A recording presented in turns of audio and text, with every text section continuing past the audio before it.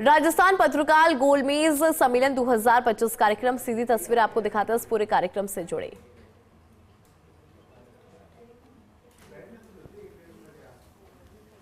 सुबह से काफी इंटरेस्टिंग सेशन 2 हो चुके हैं और दोनों ही इंटरेस्टिंग रहे।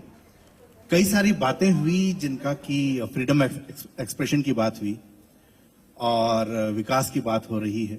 ये सारी ऐसी चीजें हैं जो कभी न कभी खबरों का हिस्सा बनती हैं, खबरें इनसे बनती हैं। आज जो हमारा पैनल है, ये पैनल राजस्थान के एडिटर्स के साथ है जिनसे हम ये बात करेंगे कि पत्रकारिता के अंदर क्या चेंजेस आ रहे हैं, चुनौतियां क्या हैं, किस तरह का बदलाव उन्होंने देखा है। मेरे साथ जो तीनों ही लोग हैं, तीनों अपने अपने क्षेत्र के माहिर हैं और उन्होंने पत्रकारिता को अलग अलग तरीके से अलग अलग समय में बदलते हुए देखा है। टेक्नोलॉजी आने से पहले और एक दौर जब हाथ से खबरें लिखी जाती थी, टाइपराइटर आते हुए कंप्यूटर का दौर, तो बहुत कुछ चेंज हुआ है। तो इस चेंज को हम कोशिश कर रहे हैं कि आज के सेशन में समझने की कोशिश करें। त्रिभुवन सर, मैं सबसे पहले आपके साथ शुरुआत करूंगा। बचपन से मुझे अखबार पढ़ने की आदत डलवाई गई, लेकिन उसके बाद हम पाठक के तौर पे हम चेंज होते चले गए। अखबारों को भी मैंने देखा, जब पहला अखबार मेरे सामने आता था उसका पेपर जो है उसकी क्वालिटी का कोई फोकस नहीं था। ब्लैक एंड व्हाइट पेपर आता था, वो रंगीन होने लगे, उनका फोकस ये होने लगा कि कैसे मेरी आंखों को वो अच्छा लगने लगे, खबर की जगह वो उसकी तरफ आता हुआ। इसके बाद अखबार की जगह टीवी पे न्यूज 24 घंटे शुरू हो गई। अब डिजिटल मीडियम यूट्यूब पे आ रहा है, अलग अलग मीडियम से लोग आ रहे हैं, तो खबर को देखने का तरीका चेंज होता गया है। लेकिन एक प्रश्न बार बार उठता है पत्रकारिता का, जो कोर है वो पत्रकारिता है। पिछले काफी समय में पत्रकारिता को आप किस तरीके से चेंज होते हुए देखते हैं, और हम राजस्थान को यहाँ बहुत स्पेसिफिकली हम इसके बारे में बात करना चाहेंगे।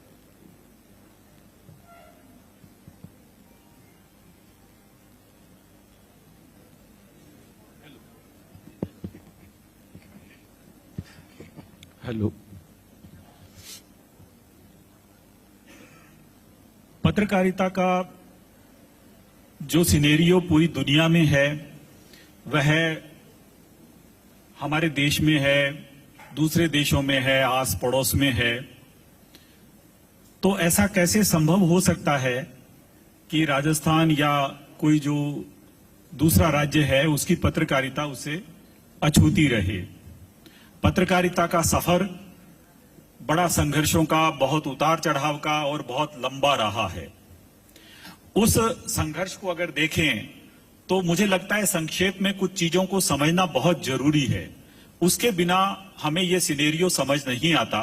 तो वो सबसे बड़ी बात यह है कि जब आजादी का दौर था, आजादी के दौर में बहुत थोड़े अखबार थे जिन्होंने आजादी के मूल्यों के लिए लड़ाई लड़ी। अगर उस समय के अखबारों को देखें, उस समय की पत्र पत्रिकाओं को देखें, और आज पत्रकारिता के विद्यार्थी उन चीजों को जब पढ़ते हैं, उन अखबारों के बारे में, तो एक बात ध्यान रखने की है कि वो अखबार बहुत ज्यादा छपते थे तो 5000 की संख्या में या 6000। तो प्रिंटिंग की कैपेसिटी उतनी नहीं थी, लोग उनको पढ़ने वाले उतने नहीं थे। तो आप देखिए कि 6000 अखबार का घाटा और 6 लाख या 16 लाख या 20 लाख 50 लाख अखबारों का घाटा, इसमें बड़ा भारी अंतर है। 5000 कॉपी प्रकाशित करके और उस घाटे को, उस खर्च को निकालना, और वो भी जज्बे वाले लोगों के द्वारा। और जब एक पत्रकारिता पूरी तरह से बिजनेस की दृष्टि से चलने लगे और उस दौर में पाठक ये उम्मीद करे कि मुझे यहां पूरा सच मिलेगा, तो उसको एक दृष्टि से जरूर देखना चाहिए। वो सारा कुछ नहीं है, लेकिन एक फैक्ट है। हम रोज अखबार जब देखते हैं, नवीन जी ने जहां से बात की कि एक पुराना दौर था जब वो बचपन में अखबार देखते थे, मुझे याद है जब वो अखबार आता था उसकी प्रिंटिंग बहुत अलग तरह की थी, उसकी गंध आती थी एक खास तरह की, और बड़ी तेज गंध होती थी जो छप करके तत्काल अखबार आया होता था। तो आप देखिए कि वो जो सफर यहां तक पहुंचा है, उसमें आज सबसे बड़े जो अपराधी के तौर पे बताए जाते हैं, जिन अखबारों को, जिस मीडिया को बहुत भयंकर आलोचना होती है और बड़े बड़े लोग उसके लिए बहुत अभद्र शब्द इस्तेमाल करते हैं, लेकिन मीडिया को गाली भी देंगे लेकिन उसके बिना काम भी नहीं चलेगा। तो राजनीति हो, पत्रकारिता हो, सबका एक जैसा हाल है, क्योंकि हम जुडिशरी को भी गाली देते हैं लेकिन फिर लगता है कि नहीं, न्याय तो वही मिलेगा।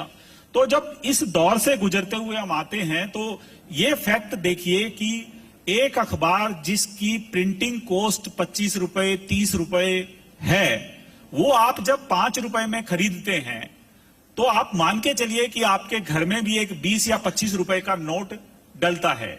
मैं बहुत बार देखता हूं कि टीवी चैनल आदमी ने खोल रखा है और वो उस टीवी चैनल को गाली दे रहा है कि देखो क्या, अरे भाई आप मुफ्त में देख रहे हैं। तो आज जब यूट्यूबर्स का दौर है, आज जब वो संस्थान पुराने खत्म किए जा रहे हैं क्योंकि उनके खर्च बहुत बढ़ गए हैं, और एक तरफ आप ये देखिए कि पूरे देश में एक ऐसी बयार बह रही है, जो मीडिया के आलोचक हैं वो साफ तौर पे कहते हैं कि मीडिया एक तरह से सरकारों के, बिजनेस हाउसेज के और बड़े प्रभावशाली लोगों के नियंत्रण में है। तो वो वहां नियंत्रण से जब बाहर आने का दौर यूट्यूब के माध्यम से शुरू हुआ है, तो ऐसे यूट्यूबर बहुत कम हैं जिन लोगों को यूट्यूब से या दूसरे माध्यमों से बहुत अच्छा पैसा मिलता है। इसका सबसे बड़ा कारण यह है कि जो सच लाने वाले लोग हैं, जो दूर दराज इलाकों में घूमते हैं, वो राजस्थान का भी अगर हम सिनेरियो देखें तो उसमें यह है कि उनके पास पैसे का बहुत अभाव है।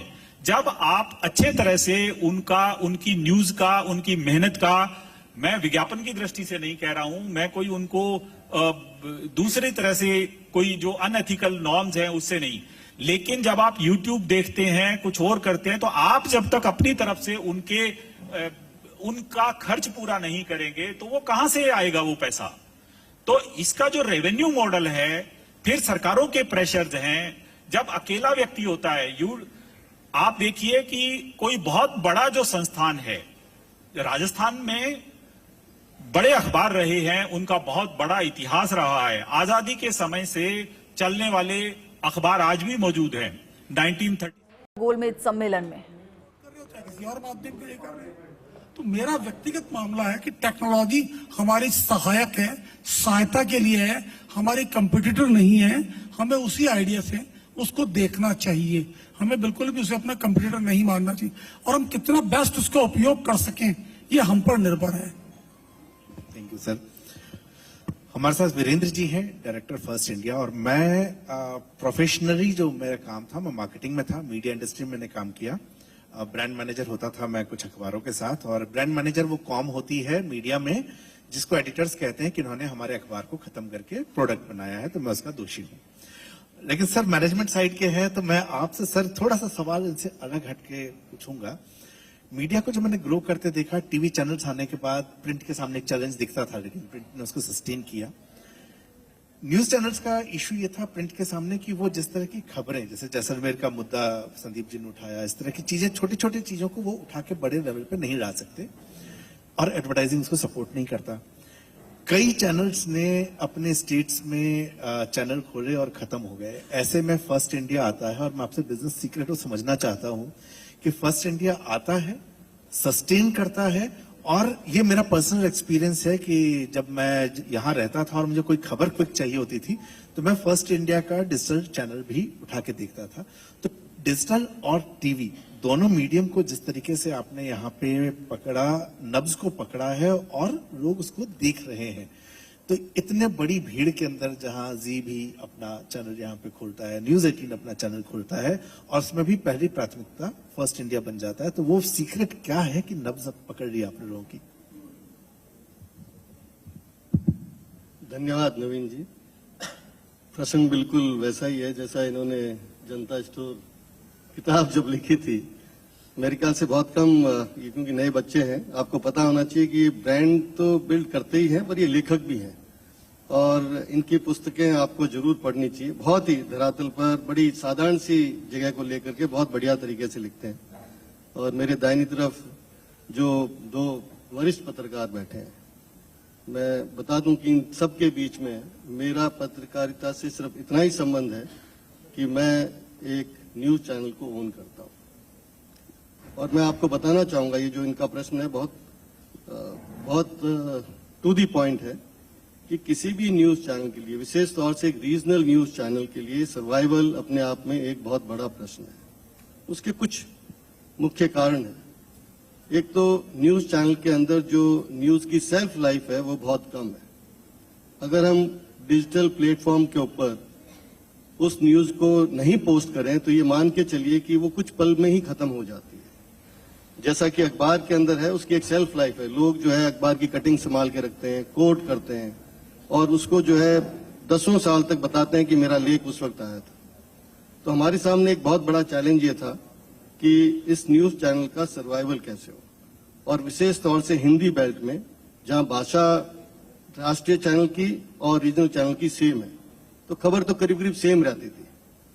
पर इस चैनल के अंदर जो विशेष परिवर्तन आया, मैं वो बता दूं, 5-6 साल तक मैं संघर्ष करता रहा इस बात के लिए कि सब चीज सही है, टेक्नोलॉजी भी हम लेके आ गए हैं, ट्रेनिंग भी हो गई है, खबर भी बहुत लेके आ रहे हैं, पर रेवेन्यू कहां से आए।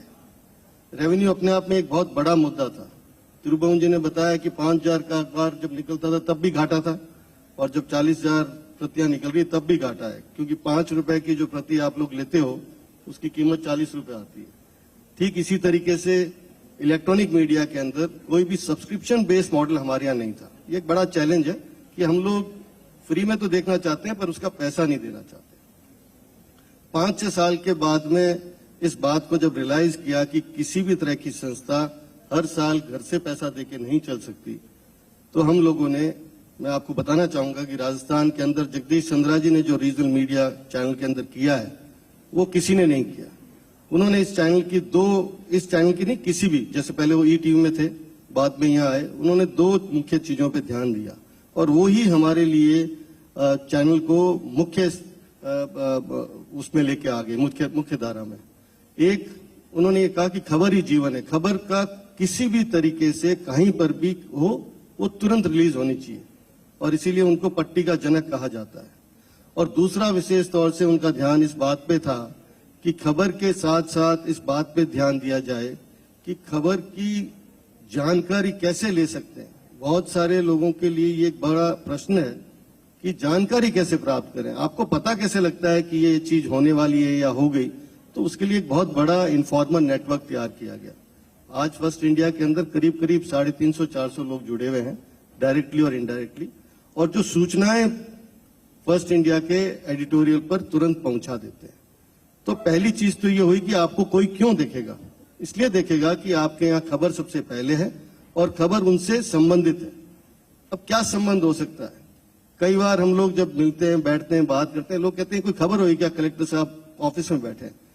पर आप इस बात को मानिए, ये सूचना है, ये खबर नहीं है। और ये सूचना जब किसी दूर दराज इलाके में बैठे हुए ग्रामीण क्षेत्र के किसी व्यक्ति को अगर जिला मुख्यालय पर काम है और उसने अगर टीवी में ये पट्टी पढ़ ली कि भाई नागौर के कलेक्टर अपने ऑफिस में बैठे हैं, तो उसके लिए ये बहुत बड़ी खबर है, क्योंकि वो ये मान के चल रहा है कि अगर मैं जिला मुख्यालय पे जाऊंगा और जाने के बाद अगर कलेक्टर महोदय वहां नहीं हुए और वो दौरे पर जयपुर गए हुए हैं, वो खबर अखबार में अगले दिन आती है, पर चैनल में उसी पल आ जाती है। तो ये जो पट्टी कल्चर शुरू हुआ, चाहे सेक्रेटरीट में था, चाहे मंत्रियों को लेकर के था, चाहे जिला मुख्यालय पर था, ये अपने आप में एक रिवोल्यूशनरी, मैं ये कह दूंगा, ये मतलब क्रांतिकारी कदम था। और इससे क्या हुआ, इससे हमारी व्यूअरशिप जो है वो शहरों में और शहरों से बाहर निकल के ग्रामीण परिप्रेक्ष्य तक पहुंच गई। अब वहां समस्या ये आती थी कि ग्रामीण क्षेत्र के अंदर प्राइवेट चैनल देखने के लिए आपको डीटीएच पे होना जरूरी था। अब 2 ही तरीके थे, एक तो डीटीएच पे आओ जो कि बहुत महंगा है, और दूसरा आप अपना डिजिटल नेटवर्क जिसकी आप बात कर रहे थे उसको इतना मजबूत करो कि डिजिटली लोग एक दूसरे को स्क्रीनशॉट भेजना शुरू कर दें। और आज की तारीख में विशेष तौर से फर्स्ट इंडिया की खबर के स्क्रीनशॉट, आप ताजुब करेंगे कि हमें भी नहीं पता होता, हमारे पास घूम के आ जाते हैं विदिन सेकेंड्स कि साहब ये खबर चलिए, जरा आप देख लेना इसको। तो ये डिजिटल प्लेटफॉर्म का जो एक उपयोग हो सकता है, उस उपयोग के जनक भी हमारे यहाँ पर जगदीश चंद्रा जी हैं। मैं इसलिए उनका नाम ले रहा हूं कि बहुत रेयर होता है कि कोई व्यक्ति एडमिनिस्ट्रेटिव सर्विसेज में हो, वहां से निकल करके मीडिया के अंदर आए और आकर के अपनी कामयाबी स्थापित करे। उन्होंने ऐसा करके दिखाया और वो कर रहे हैं। और बहुत सारे लोग ये मानते भी हैं कि उनका तरीका ठीक है या नहीं है, ये डिबेट का विषय हो सकता है, पर मेरा ये मानना है कि जो उन्होंने रीजनल चैनल के लिए किया है राजस्थान में, ईटीवी के दौर से लेकर के फर्स्ट इंडिया में, वो अपने आप में अनुसरणीय। अब दूसरा मैं कंक्लूड करूं से पहले आपको बता दूं, आपका एक और जो प्रश्न इससे संबंधित था कि ये जो फर्स्ट इंडिया ने अपनी जो शुरुआत करी 2013 में और वहां से शुरू होकर के आज 2025 के अंदर जिस मुकाम पे हम बैठे हैं, यहाँ पर हमारे सामने सबसे बड़ा चैलेंज जो है वो उन बड़े चैनलों से है जो राष्ट्रीय हैं और जिनका नेटवर्क भी बड़ा है, फंडिंग भी इशू नहीं है, रेवेन्यू स्ट्रीम क्या डेवलप हो। मैं इसमें एक चीज साथ में जोड़ देना चाहूंगा इसी सवाल के साथ आपके लिए, क्योंकि आपके आंसर में एक चीज जो निकल के आई वो हाइपर लोकल की निकल के आई, जिसमें कि एकदम ग्राउंड पे आखिरी पॉइंट तक की खबर आए। अब यूट्यूबर्स जो है वो मार्केट में है और बड़े पॉपुलर हैं, वो भी ये सारी चीजें कर रहे हैं, वो आपसे ज्यादा फास्ट चीज को पहुंचा सकते हैं, उनको उतने रिसोर्सेज नहीं चाहिए। तो फंडिंग वाली बात चूंकि हो रही थी तो मैंने कहा इस सवाल को मैं साथ साथ जोड़ देता हूं। तो यूट्यूबर्स के आने के बाद मार्केट और चेंज हुआ है, फंडिंग जो है उनको नहीं चाहिए। आपको फर्स्ट इंडिया की क्वालिटी मेंटेन करने के लिए एक सर्टेन वो मेंटेन करना पड़ेगा क्वालिटी, जिसका अपना एक कॉस्ट है, और आपको वो एडवर्टाइजिंग भी नहीं आएगी। तो आप अपने आंसर के साथ इसका आंसर भी अगर जोड़ दें साथ में। ये बिल्कुल बहुत ही मैं ये कहूंगा कि ये एक ऐसा प्रश्न है जो पिछले कुछ सालों से हमें भी बेचैन करके रख रहा है, और वास्तव में इस बात को स्वीकार करने में किसी भी तरह का संकोच नहीं है कि हाइपर लोकल यूट्यूबर्स जो हैं उन्होंने रीजनल चैनल से भी ज्यादा तेज गति से अपनी फॉलोइंग बढ़ाई है और अपनी खबरों को भी उन्होंने हमसे तेज वहां प्रस्तुत किया है। मेरा इसमें यह मानना है कि जो हाइपर लोकल लोग जो काम कर रहे हैं, यूट्यूबर्स मेरे ख्याल से आने वाले आज और कल में ऐसे काफी लोग होंगे, हम लोग भी चाहते हैं कि आने वाले समय में हमारा और उनका कोई एक नेटवर्क हो, नेटवर्क तैयार होकर के उनकी जो खबरें हैं वो कॉमन, क्योंकि देखिए दुनिया में शेयरिंग प्लेटफॉर्म जो है उसकी रोज रिक्वायरमेंट बढ़ती जा रही है। हम प्लेटफॉर्म शेयर कर सकते हैं। एक लोकल यूट्यूबर जो है वो हो सकता है किसी जिला मुख्यालय के ऊपर किसी भी रीजनल या राष्ट्रीय चैनल से ठीक फॉलोइंग क्रिएट कर रहा है। उसका एक सबसे बड़ा कारण है कि जब आप राष्ट्रीय या रीजनल होते हैं तो आपके यहाँ पर खबरों का संचार तो काफी होता है पर उनको प्राथमिकता नहीं मिलती, और ये संभव नहीं है कि सभी जिलों को या तहसील मुख्यालयों को आप रोज उतनी प्राथमिकता दे दें, और हाइपर लोकल वही कर रहा है। आज अगर कोई हाइपर लोकल यूट्यूबर किसी जिला मुख्यालय पर है तो वो उस जिला मुख्यालय की खबरें और उस जिले की खबरें किसी भी राष्ट्रीय और रीजनल चैनल या अखबार से ज्यादा तरीके से दे सकता है। अखबारों ने तो इसका तोड़ निकाला, इन्होंने तो बहुत ही सही तरीके से अपने रीजनल से जो है लोकल संस्करण निकाल दिए और इनके अंदर 2 पेज इंसर्ट करते हैं, लोकल खबर आ जाती है। पर चैनल में ये संभव नहीं है, आप चैनल के अंदर चैनल नहीं निकाल सकते। तो हमारे सामने इस चैलेंज को आप जो कह रहे हो इसके लिए जो रास्ता दिख रहा है, अभी भी हमारे सामने रास्ता खाली दिख रहा है, ऐसा संभव है कि नहीं है मुझे नहीं मालूम, कि हम किसी तरह का एक लूज स्ट्रक्चर तैयार करें जहां पर हम और हाइपर लोकल यूट्यूबर्स एक प्लेटफॉर्म पर हों और हमारी सूचनाएं वो आगे लेके जाए और उनकी हम लेके जाए। Thank you sir. Tribhuvan sir, ये जो हाइपर लोकल की बात हुई, मुझे याद है एक अखबार में आप और मैं दोनों ही काम कर चुके हैं, उस अखबार के प्रमोटर ने इस शब्द का इस्तेमाल किया था बहुत साल पहले। मैं तब पहली बार ये शब्द सुना कि इस तरह से बात की जाए। अब हाइपर लोकल न्यूज की जब बात की जाए, ये स्पेशलिटी न्यूज़पेपर्स की है। इस हाइपर लोकल न्यूज के लिए जैसे मुख्यालय की बात वीरेंद्र सर ने कही, ऐसे ही हमारे पास ब्यूरो चीफ हुआ करते थे, ब्यूरो में रिपोर्टर्स हुआ करते थे, लेकिन at the same time revenue जो है वो उसका प्रेशर इतना रहा कि ब्यूरो का खर्चा नहीं निकलता, तो ब्यूरो को कहीं ना कहीं मर्ज करना शुरू किया उसको डिस्ट्रिक्ट एडिशन के साथ, और ब्यूरो चीफ कई जगह पर खत्म होते, मैं प्रिंट में बहुत जगह पर देख रहा हूं कि खत्म होते चले जा रहे हैं। ऐसे समय में उस हाइपर लोकल जो कि प्रिंट की खासियत है उसको बचा के रखना कितना चैलेंजिंग है संपादक के तौर पे आपके लिए?